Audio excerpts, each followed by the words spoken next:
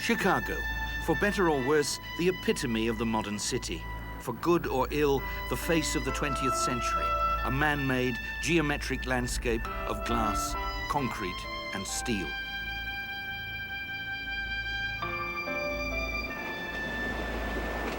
Much of the 20th century face was first fashioned not here in the New World, but in the Old, in a revolutionary school of architecture and design, founded in a small provincial town in Germany at a moment of political unrest and economic chaos.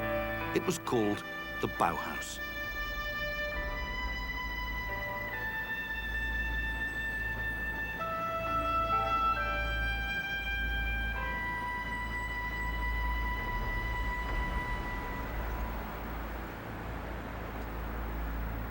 The Bauhaus meant something to everybody. See, the myth was already spread around that if it was Bauhaus, it must be either good or bad, depending on what your opinion was.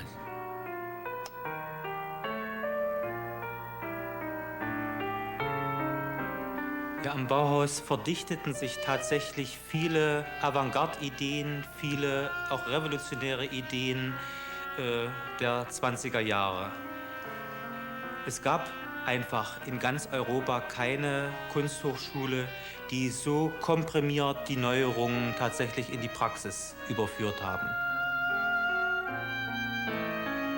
Etwas ganz anderes bewirkt als alle Kunstschulen und alle technischen Hochschulen. Es hat nach einem Weg gesucht, wie man mit dem Leben ästhetisch fertig wird.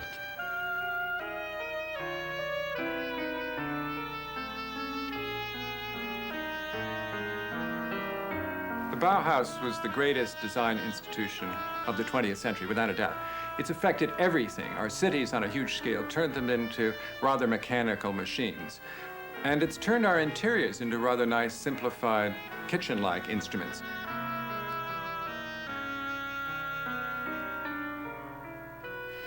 Die Kontribution des Bauhauses bestand darin, dass wir, was ich nennen möchte, eine optische Wissenschaft sammelten.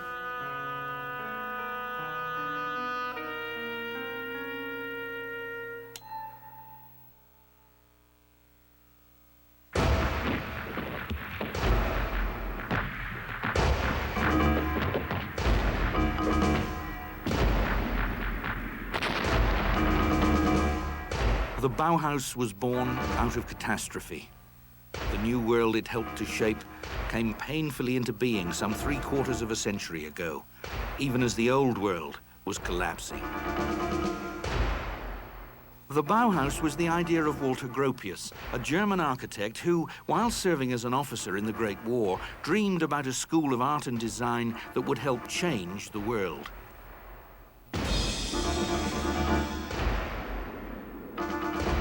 The nightmare of war, the mechanized slaughter, made Gropius long for a world in which the machine would be tamed for the benefit of man. Well, I still remember when I came out of the First World War, and there was one moment in my life which I do not forget, but all of a sudden I became aware that I would have to take part in something completely new which would change the conditions I had been living in before. When I think of the beginning of my life, there have been utopian ideas and nobody thought that they might become reality, but they have become reality today.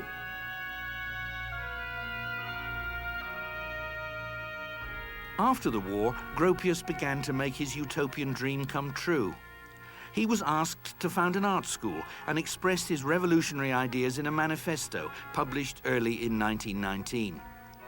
The school would be called the Bauhaus, Building House, and the manifesto was illustrated by a dramatic woodcut of a Gothic cathedral, its spire soaring up towards the starry sky. The ultimate aim of all creative activity is the building. We must all return to the crafts. The school is the servant of the workshops and will one day be absorbed by them. Let us together create the new building of the future, which will one day rise towards the heavens as the crystalline symbol of a new and coming faith. Gropius was not alone in his utopian aspirations. his school was supported by public funds. The revolutionary tone of the Bauhaus Manifesto echoed the spirit of the times. The Soviet Revolution and the German mutinies it inspired helped end the war. The armistice and abdication of the Kaiser were followed by an abortive communist revolution in Germany and the declaration of a republic from the balcony of the Royal Palace in Berlin.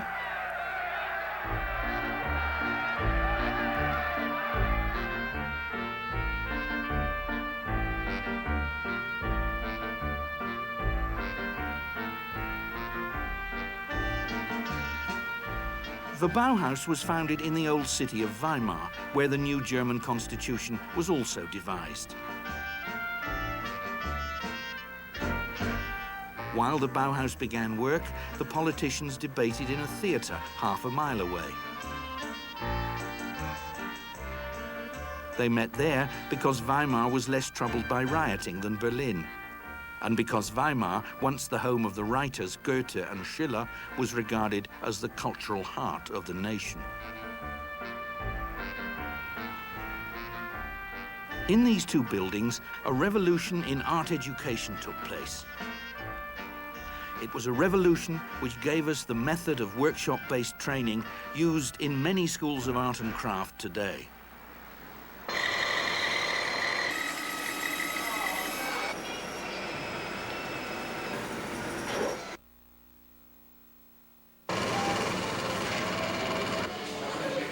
Dann war mir klar, dass eine größere Verbindung zwischen den neuen Produktionswaffen, den Maschinen und dem künstlerischen Menschen hergestellt werden müsste.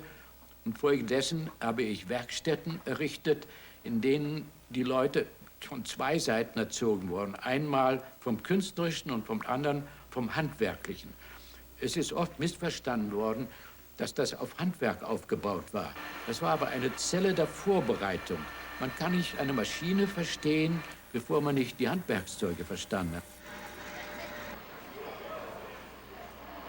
So the backbone of the Bauhaus in Weimar was its workshops, where the students, known as apprentices, acquired their skills not by designing on paper, but by actually making things. Chairs and other types of furniture in wood, for example, bookbindings, stained glass, implements in glass and metal, fabrics or ceramics. A major innovation at the Bauhaus was that craft skills were taught by master craftsmen, while aesthetic inspiration came from artists. The pottery workshop was run by a master craftsman under the artistic supervision of the sculptor Gerhard Marx, who relished the bohemian atmosphere at the Bauhaus.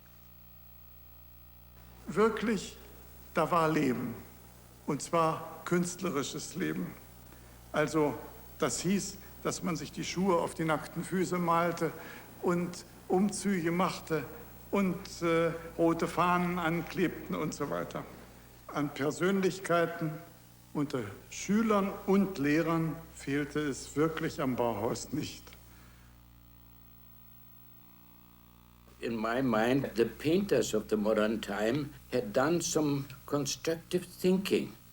They had developed a certain philosophy as to artistic space and colors and form. So I thought, though the final aim of the Bauhaus for me was architecture, that the painters might be able to bring in really the beginning of a new constructive thought. And they have shown that it was so. We have to pull the whole thing together. We have to destroy these separations between painting and sculpture and architecture and design and so on. It is all one. Gropius didn't employ just any artists in his search for teachers who could think constructively. On the Bauhaus staff were some of the most original painters of the age. There was the Swiss Paul Klee, a mystic, as gifted a violinist as he was an artist.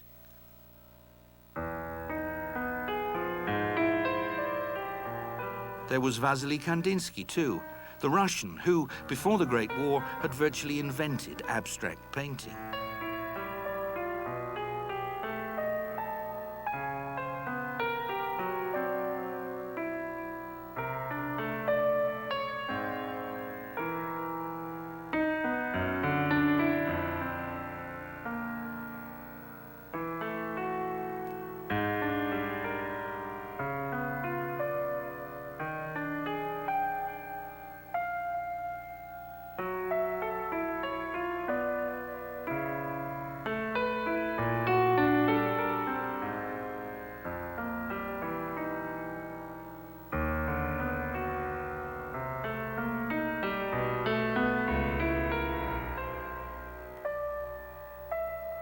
He was now developing a visual language consisting of triangles, circles, and squares, expressive textures and dynamically moving lines. Kandinsky's compositions made no reference to nature. They were shaped by the way he felt.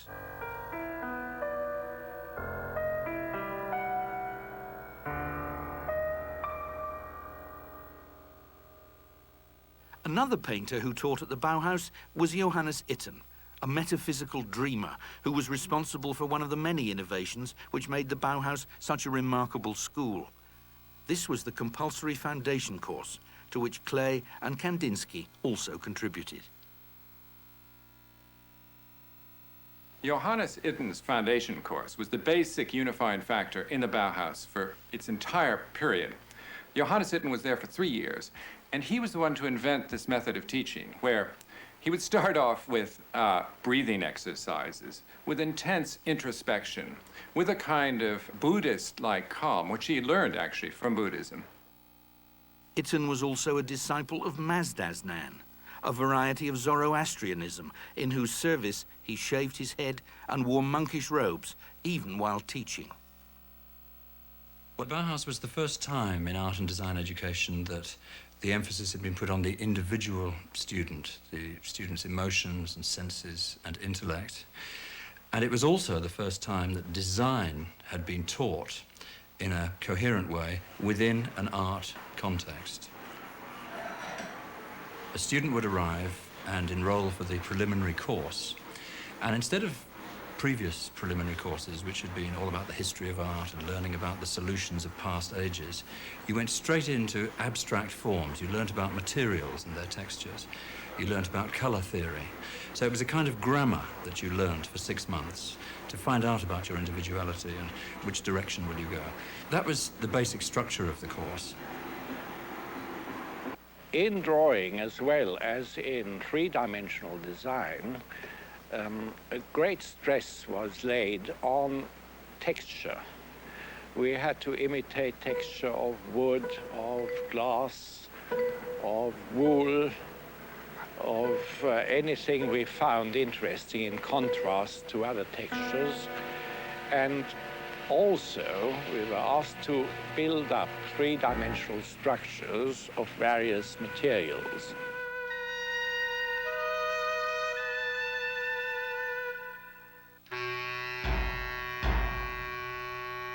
Since it was a depression, a period when they had no money, you had to work with what was at hand. So you would say to the students, go out to the junkyard and pick up from the scrap heap where you can, and then try to find out what's in the materials, in the nature of materials.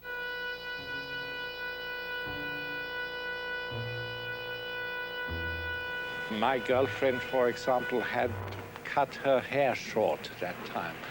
So I used some of her hair for a combination of things which I had found and built up into a three-dimensional structure.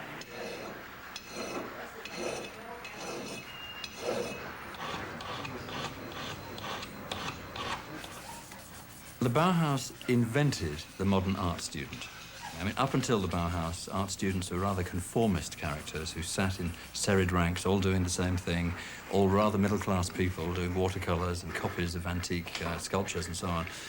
And from the word go, the Bauhaus attracted a certain kind of rather politically radical student. I was a student, only 16 years old at that time, and I liked it at the Bauhaus because it's so incredibly free, and I could do whatever I liked at the Bauhaus, anything you liked. My little group went to the theater, and there was a statue of Goethe and Schiller, and we painted Goethe and Schiller red. The students were always doing these things, and I was amongst them. By 1920, the local inhabitants of Weimar are already complaining that they dress in this outlandish way. They dress like beggars, nude bathing at midnight, strange music at weekends. Because it was residential, they have these wonderful parties and theatre events and things at weekends. So, you know, your long-haired radical art student begins with the Bauhaus. So that's one aspect of it that made the locals very uneasy, I think. When Gropius opened the school in Weimar, he said that he wanted everyone who applied to have a chance to get in. He said there was to be no deference to ladies. As far as work is concerned, we are all craftsmen. One of the problems, of course, was that many, many women applied, far too many as far as he was concerned. So after a year, he had to begin to segregate them and put them into various workshops because he felt that metalwork and furniture was too difficult for women to be doing. So they were directed into the pottery workshop and into the bookbinding workshop and into the weaving workshop, which means, of course, they are stereotyped to a certain extent into doing what was considered to be women's work. Weaving is women's work. And obviously art can move into textile design and weaving more comfortably, perhaps, than more formal preoccupations. So that in the early years, the designers in textiles are producing these magnificent weaves, tapestries, which are there to be hung on walls.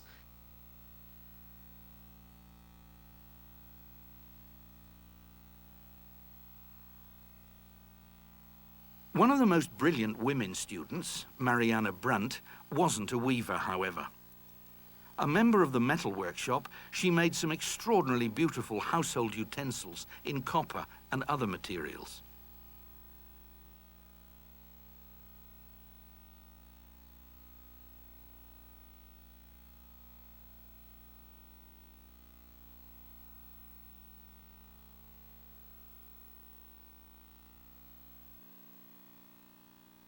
By the time Brandt was producing her characteristically refined and functional objects, the Bauhaus workshops had begun to move away from individually crafted pieces towards products made as prototypes with later industrial manufacture and a mass market in mind. Elegant, simple pieces are the forerunners of what today passes in every home for good, thoroughly modern design. Then they seemed startlingly plain. Everyday objects like tea infusers were designed in terms of their function and the need for mass production. Some products were already being manufactured in series by the Bauhaus workshops. A chess set with pieces signaling the way they moved across the board sold well. A cradle consisting only of triangles, circles and rectangles in the primary colors remained unique. A range of wooden toys made up of separate, brightly colored elements is still on sale today. The design of many of these products was closely linked to foundation course teaching, in which there was an emphasis on color and geometry. In the foundation course, attempts were made to subject form and color to scientific laws. Kandinsky taught that the primary forms, the circle, the square, the triangle, represent and convey qualities identical to those inherent in the primary colors, blue, red, and yellow. Primary colors and shapes also inspired the productions of the Bauhaus theater workshop. Theater was central to Bauhaus teaching because it provided a way of bringing several artistic forms into an intimate and expressive unity. Its artistic director was the painter and sculptor Oskar Schlemmer.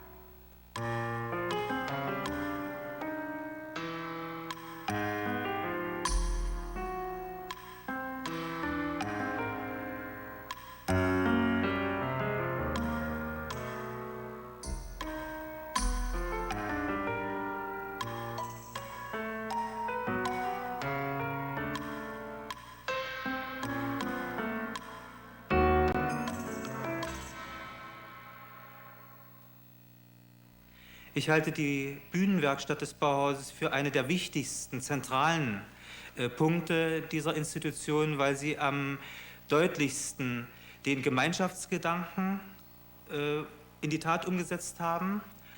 Die Studierenden konnten also sowohl Architektur, Kostüme und Masken entwerfen und experimentieren. Und das konnte man in dieser Vielfalt tatsächlich nur an der Bühnenwerkstatt. We did things like that. And there's my leg in there. My teachers at the time were Schlemmer, Klee, Kandinsky, and it was Moholy-Nagy who was the teacher for the foundation. And he was marvelous and wonderful and quite wonderful.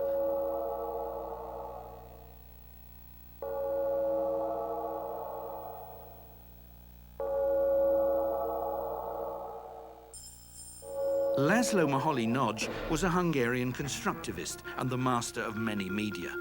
He took over the foundation course in 1923, sweeping away Itten's metaphysics and mysticism, replacing them with the mystique of the machine. Moholy-Nagy was an extremely lively personality. He was almost childlike in his interest that everything new which came up in techniques and so on electrified him. And he went right after that. He was an experimental fellow. He tried everything out himself. He was perhaps the closest friend of mine in the Bauhaus, and we influenced each other quite a bit. Moholy-Nagy was understanding what was going on in the economy and in the industrial life of the modern time, and tried to build his ideas into that.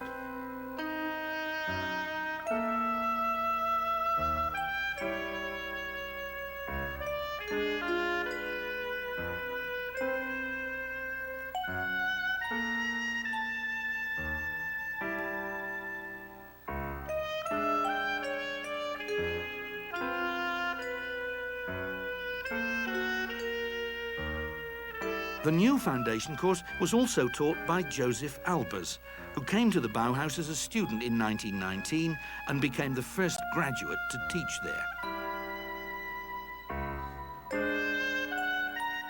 Wenn ich aus einem Material etwas herstelle, dann sollte ich die Kräfte, die in dem Material sind, auch benutzen und nicht zudecken. Also dieses in dem Material denken war sein Ziel. Und er stellte Aufgaben, die etwa so lauteten wie mit dem großen Stück Packpapier, das etwa ein Yard groß ist, aus dem man Raum herstellen musste. Man konnte es falten, man konnte es schneiden, also alles das tun, was man sagt. Wir entdeckten dann, dass man es senkrecht belasten kann. Wir haben Faltungen gemacht, worauf ein Mann stehen konnte. Aber alles zusammen gesehen ist der Albers ein Mensch, der systematisch den jungen Leuten die Verrücktigkeit des Künstlers austreibt und ihn zum vernünftigen, deutlichen Denken bringt.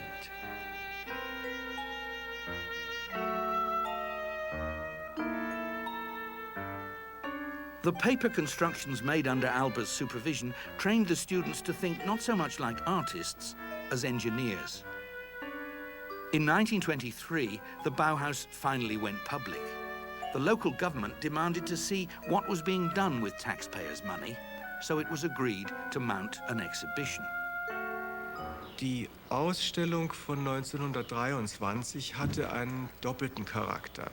Einmal stellte sie die Arbeitsergebnisse der ersten Jahre der Schule in sehr wirkungsvoller Form dar in Weimar. Es brachte sehr viel nationale Aufmerksamkeit, ja sogar auch einige internationale Aufmerksamkeit nach Weimar. Zugleich aber machte diese Ausstellung schon die Wende von dem eher expressionistischen frühen Bauhaus zum konstruktivistischen späteren Bauhaus deutlich. The most important feature of the exhibition was a house built on a hill overlooking the Weimar Park on a street called Am Horn. The site was on a field used to grow fruit and vegetables for the Bauhaus canteen. The house was constructed from prefabricated parts and furnished entirely by the Bauhaus workshops. It was ecologically sound, cheap to build and easy to run. The Haus am Horn gave a shape to dreams about a better world. The Haus am Horn was the experimental house built with the purpose to be so economic in price that a skilled worker in Germany would be able to afford it, with all the mod cons included, like central heating and bathroom. This was, of course, one of our ideals. We wanted to penetrate into the mass market because we thought once our things are economically priced for the man in the street and, let's say, available to be bought in shops like Woolworths, then, of course, we will succeed in changing the environment. And that, we felt, would be also changing man towards a better be.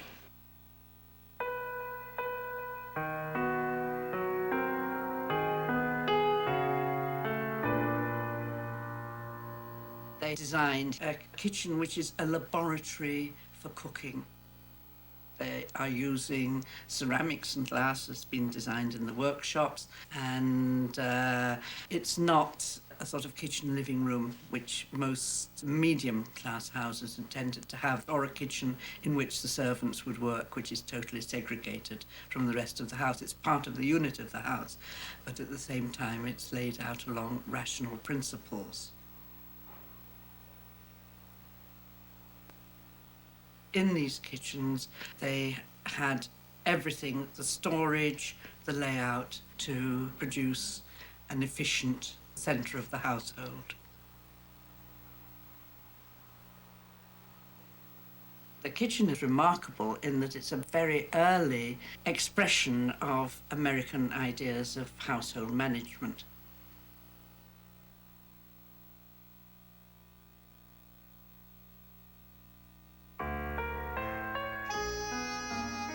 In 1923, hyperinflation was raging. And so the Haus am Horn, intended to be built and sold in large numbers, remained the only one of its kind. As the printing presses ran hot, the zeros on the banknotes multiplied. Some of the notes were even designed at the Bauhaus. Unemployment rose. Radical politics flourished. The Bauhaus had never been popular in Weimar. Now, increasingly branded communist, its future in a reactionary city looked bleak. The politics was all left-wing. Some of them were communists and shouting it about. And I was doing it myself.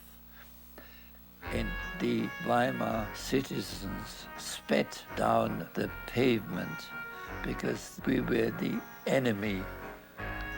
Even that time, there were Nazi marching through the Weimar streets, protesting against communists. Die nationalsozialistische Welle kam zuerst sehr stark hoch in Thüringen. Und wie es ja leider war, auch künstlerische Dinge wurden zum Spielball in der Politik benutzt. Und so war es also ein Kampf der Parteien. Und wie diese nationalsozialistische, damals völkische Partei stärker wurde in Weimar, wurde uns der Dampf abgeschnitten. Und ich habe mich mit meiner Fakultät zusammengesetzt und wir haben in der Öffentlichkeit das Bauhaus als geschlossen erklärt und haben so der Regierung damals den Dampf aus den Segeln genommen.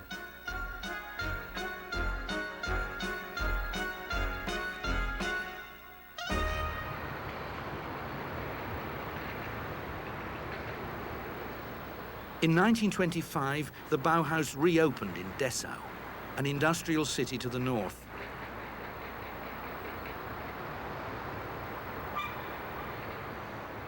Dessau was politically more liberal than Weimar. It was also richer, thanks to its chemical and engineering works.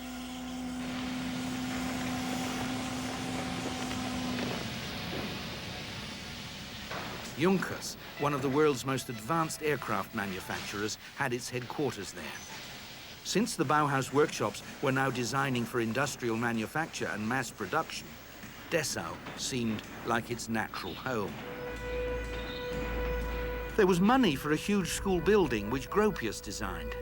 Thanks to advanced construction techniques, it took little more than a year to build in glass, steel, and concrete. Everything was under one roof: the workshops, offices, canteen, and student flats. It was the crystalline cathedral of functionalism. The Bauhaus was one of the first buildings in Europe to express the hunger for directness and simplicity which affected architecture almost everywhere at the time and were the most visible characteristics of the international style.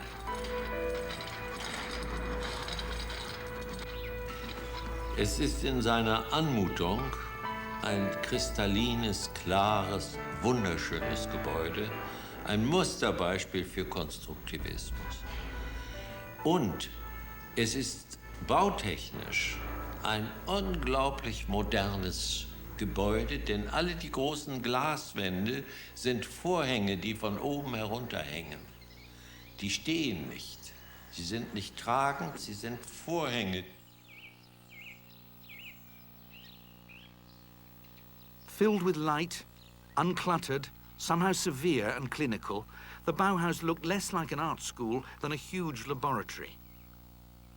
Appropriately enough, its leading teachers, Kandinsky, Klee, and Gropius, looked less like artists than chemists or mathematicians.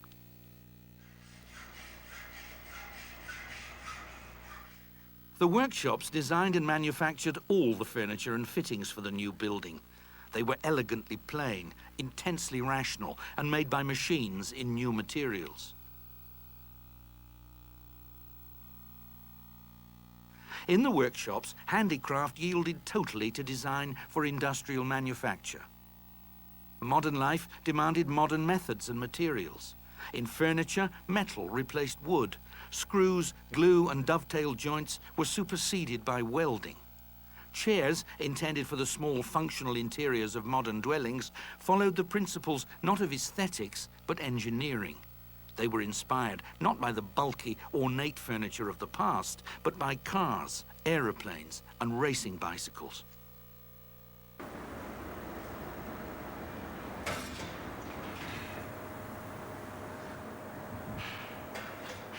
A chair, known as the Vasily, was designed for Kandinsky. Strips of leather were stretched over a cantilevered welded construction of chrome-plated tubular steel. Light, visually arresting and economical to manufacture, it occupies very little space and looks as though it takes up even less. Created by Marcel Breuer, it's one of the archetypes of modern furniture and one of the icons of the age.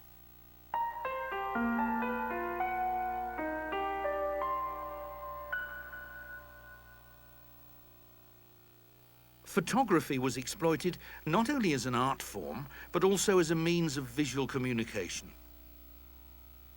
Experiments were made with photomontage, double exposures, and overprinting.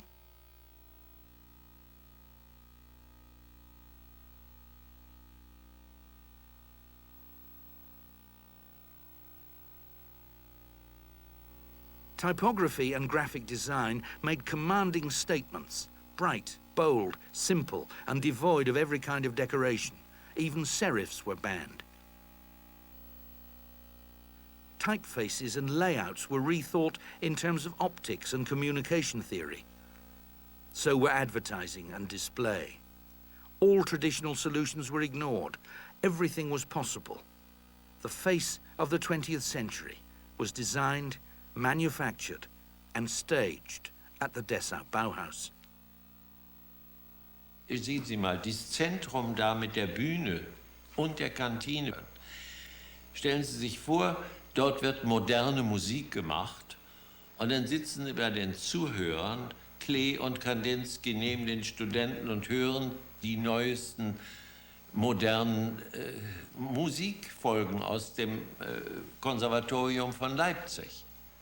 Aber es war auch so, dass bei der Kantine manchmal die Wände aufgeschoben wurden und dann tanzte dort ein Maskentanz von Schlemmer.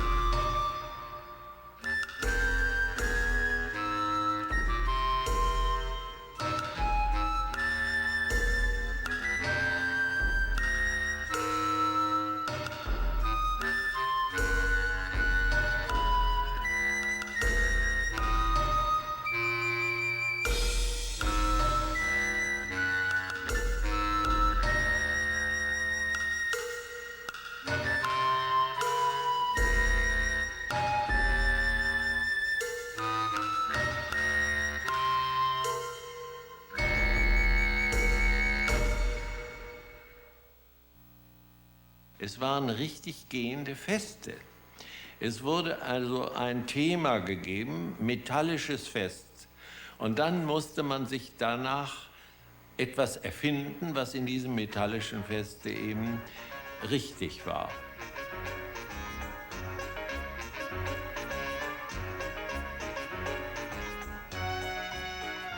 Und die Bauhaus-Band war so ein zwischen Dixieland und, sagen wir mal, ja, so ein bisschen hat Hindemith auch damit hineingefunkt mit seinem elektrischen Klavier.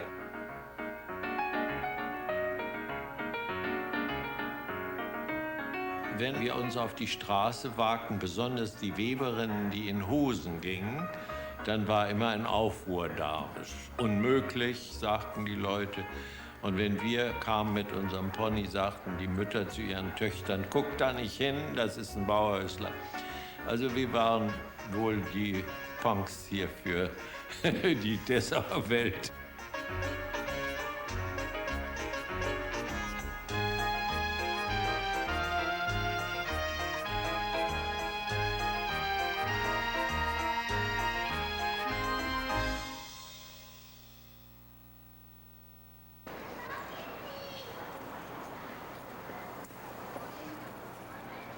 The biggest change at the Dessau Bauhaus was the introduction of an architecture department.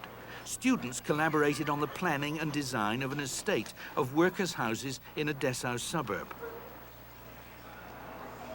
The estate, intended to deal with an acute housing shortage, consisted of flat-roofed utilitarian dwellings assembled from standard prefabricated parts.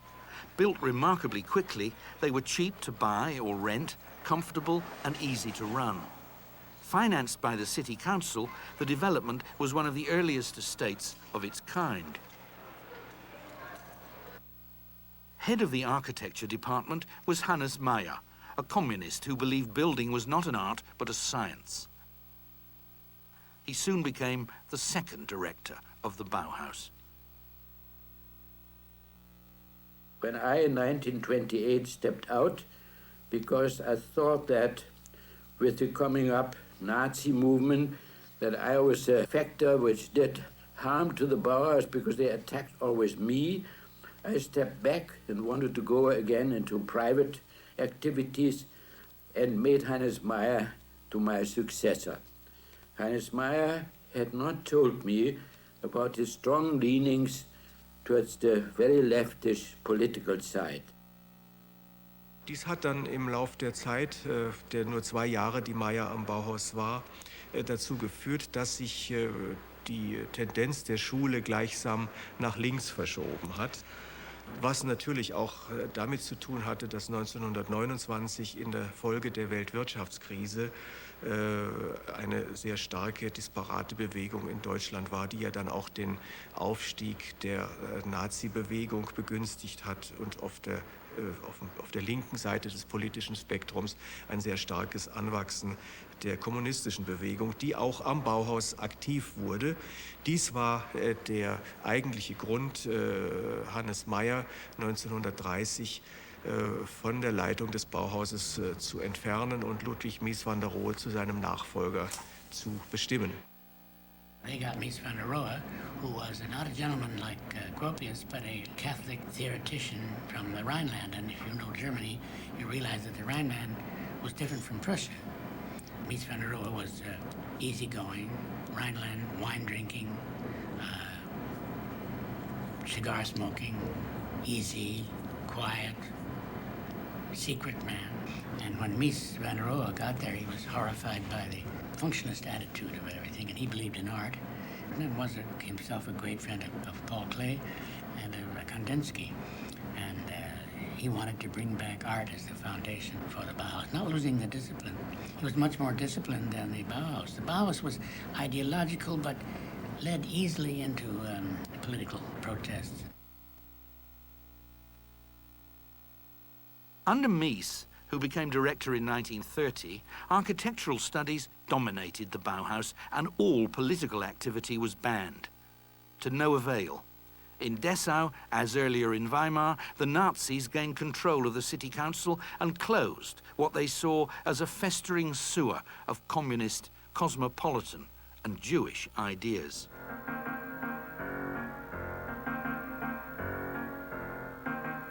Sie nannten uns Kulturbolschewisten. Also alles, was bolschewistisch war, war ja kommunistisch, war also böse. Und wir waren durch die Stahlmöbel und durch unsere Verbindung von Kunst und Technik völlig falsch gelagert, denn der Nationalsozialismus hatte eine ganz starke Ausprägung zum Blut und Boden, das nannte man so. Das hieß bäuerliche Möbel, bäuerliche, handfeste Sachen. Dabei ließ er sich vom Speer Möbel machen, die waren wie die auf den Dampfern, wie sie auf den großen Schiffen. Aber er verlangte von dem Volk, also, dass sie also solche Holzmöbel nehmen. Und er wollte wieder zurück zu der bäuerlichen Einfachheit. Und das war die Sache. Und dann gab es Brauchtum und Sitte. Dann wurde auch noch getanzt. Also, und unsere Jazzmusik war ja absolut verboten. Die ließ man nur, Goebbels ließ sie nur im Film durchkommen. In Filmen durfte man ein bisschen so Tanzmusik machen und so. Die hassten uns, weil wir was anderes machten.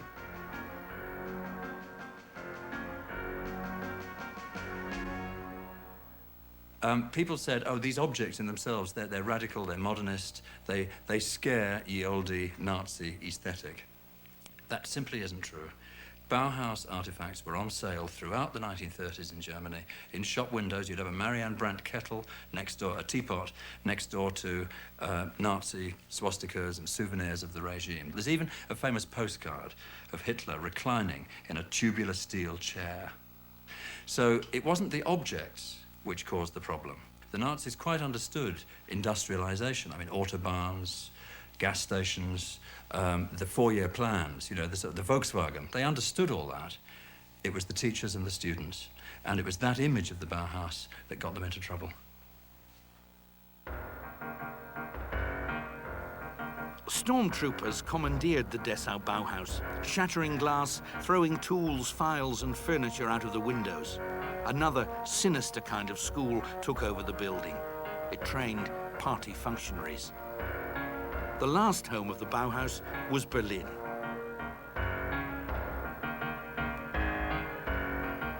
when it moved into Berlin, its final phase, it was extremely depressing place to work. It moved into a factory. The idealism went, and the masters at the Bauhaus said, ultimately, let's close it down. On the 11th of April 1933, police arrived with trucks, closed the building, and took some of the students away.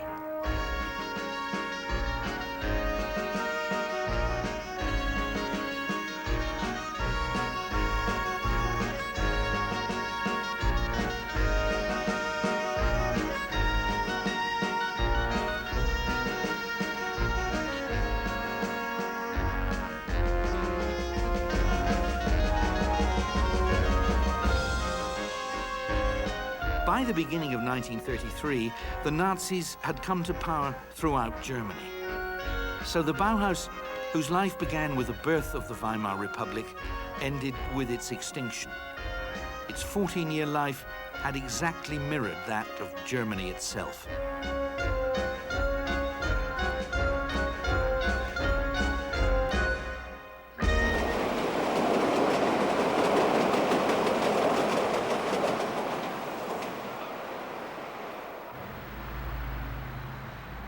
The Bauhaus died in Germany, but its teachers and students spread out throughout the free world, taking their ideas and convictions with them. These took deepest root in America, particularly Chicago. Ironically, the enormous reputation and influence of the Bauhaus were enhanced by Nazi persecution. Transplanted to the New World, the Bauhaus idea proved more fertile than ever. Thanks to the presence there of Gropius, Mies Van Der Rohe, Moholy-Nagy, Albers, and many other former members of the Bauhaus, the American city became the architectural proving ground for the industrialized world. Not only the definitive face of the 20th century in architecture and design, but still a crystalline vision of the future.